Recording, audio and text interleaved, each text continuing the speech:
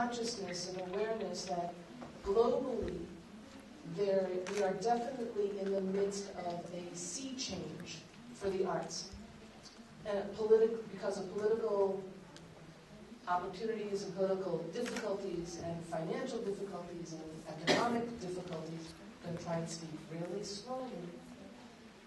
And that is having an impact on the arts in many different ways. But what we don't know is, and what this opportunity is to learn from each other about what the challenges are that we're facing and how we are thinking about overcoming those challenges. What might be some of the new ways to move around the difficulty and solve the problem, and maybe together brainstorming or at least sparking some thinking about how things might be done differently. That's the basis of this dialogue. What does it look like now in your country for the arts? And try to be specific about what it looked like 10 years ago and what it looks like now. Can we start there? We have trained a lot of puppeteers. I would say that with our company, all the people that have been working with us, there's about 10 different companies that have been born because they have trained with us. So we have to share, the market with these people. In 2008, when the recession really dug in deeply to the American arts community, corporations walked away. The National Endowment for the Art basically was frozen. Private foundations in the United States generally work on a revolving 3-year cycle of interest from their corpus, from their main source of money.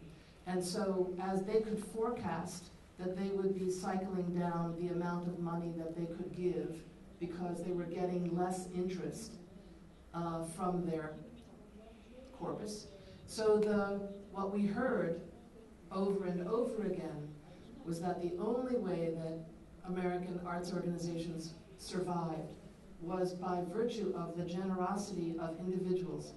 And if an organization, a company, a theater company, a music organization had the benefit of private, individual support, those friends stayed with them with greater emphasis and helped them ride this terrible wave of loss of funding from other sources. So friends became even deeper friends, and new friends were found. And the individual support for American artists became absolutely the most important source of support for the last several years.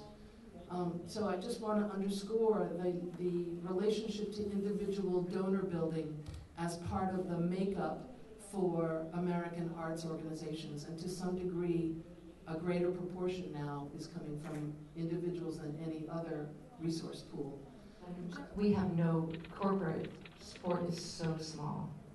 It is private foundations and individuals that how we mostly survive. I do think one of the biggest things that I see change in the American landscape in the last 10 years or maybe 15 years is once upon a time we had a lot of modern companies touring the country, and we would get support to do that, and they would go to universities and perform, and they could be in a 3,000 seat house and there would be audience.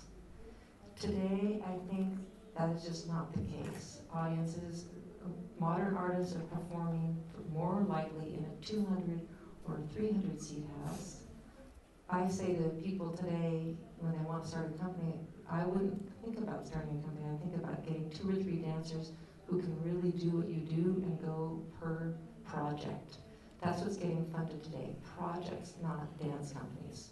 So I'm looking at these words, global shift, and I'm thinking about Pittsburgh. And Pittsburgh is a very old American city, and it was, or is, to some extent, still a corporate headquarters for lots of names that you know. More corporate money went per capita to arts organizations in Pittsburgh than any other city in the US for decades. And we had lots and lots of support for the arts groups and for individual artists. And so we had a lot of small companies that many times kind of grew up and went to New York, but there was a great fertile ground. The global shift that's happened in Pittsburgh is, when I moved there 20 years ago, and there were something like 35 Fortune 500 headquarters in Pittsburgh, all run by people who were born in Pittsburgh. We do not have a single Fortune 500 company in Pittsburgh currently run by a Pittsburgher. So our global shift has been the multinational corporations have brought in people who don't know Pittsburgh. And the impact of it is that the arts aren't interesting to them.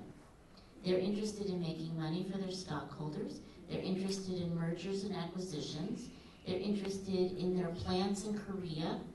And they're not rooted in the community.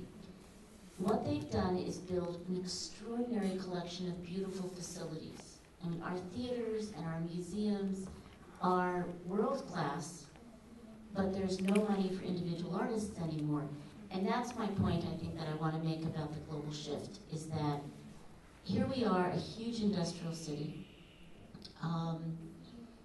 We're always on the top list of things in the US. You know, our most recent one is we're one of the top cities to retire to.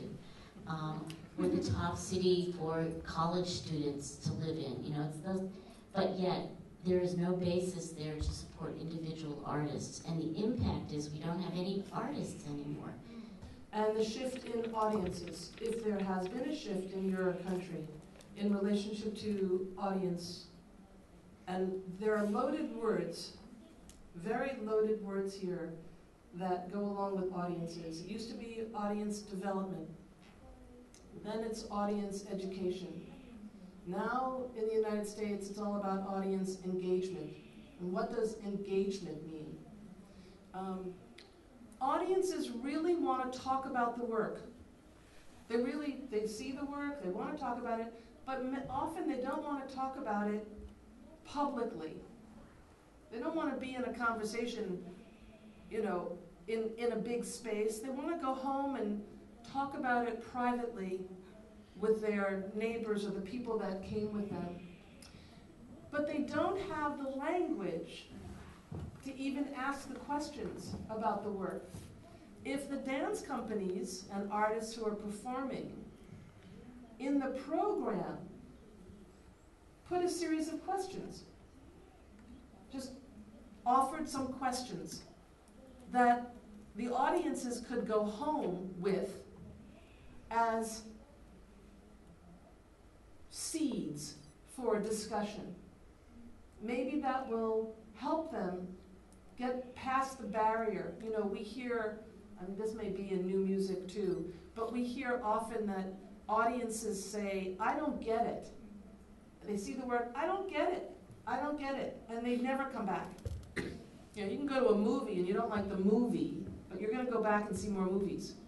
Not so typical with dance.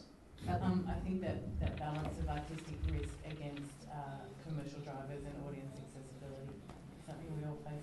One of the big shifts happening in Australia is a great deal of discussion around digital delivery of our art forms, and so looking at digital audiences and what the interaction is between live audiences in theatre and remote audiences, either for full works or for workshops or for audience engagement strategies. And certainly within Sydney Dance Company, we've developed a series we call Sharing Spaces, where we have a resident multimedia artist comes in and works in the studio recording the processes of the creation of work and makes a series of sort of 3-minute video clips that we roll out in the kind of 6 weeks leading up to a premiere of a new work. And we partner with a national media, print and online media outlet to roll those out as well. So we, try and engage with our audiences, and the audience engagement strategies are a big part of the Australian language around this as well. 궁극적으로는 사실은 공연을 제작할 때 수입 구조를 바꿀 수 있는, 그리고 그 그러니까 경제적인 측면에서 수입 구조를 바꾼다는 것은 공연의 제작 방식도 역시 변화가 필요하다는 그런 이제 말씀을 드리고 싶은 거죠. 예컨대 사이트 스페시픽 같은 공연의 경우에 그냥 미학적인 의미에서 이런저런 그 작가가 원하는 예술적 목적을 위한 장소의 선택만이 아니라 일반인에게 다이렉트로 자기들의 일상적인 환경에서 예술을 접할 수 있는 기회가 많아지기도 해야 할 뿐더러 그러니까 예술에 있어서의 위기를 해결하는 데는 예술인들만의 힘으로는 부족하다는 겁니다. 사실 제가 말씀드리고 싶은 초점은. 그래서 그게 이제 일반 사회에 이미 많은 사람들을 접하고 대하고 있는 어떤 시스템이나 이미 존재하는 사회적 환경들과 예술이 어떻게 결합 방식을, 이제 다양한 결합 방식을 찾아낼 수 있느냐에 의해서 굉장히 많은 중간 통로가 생긴다는 거죠. And thank you. And I would like to thank the translators very much for their useful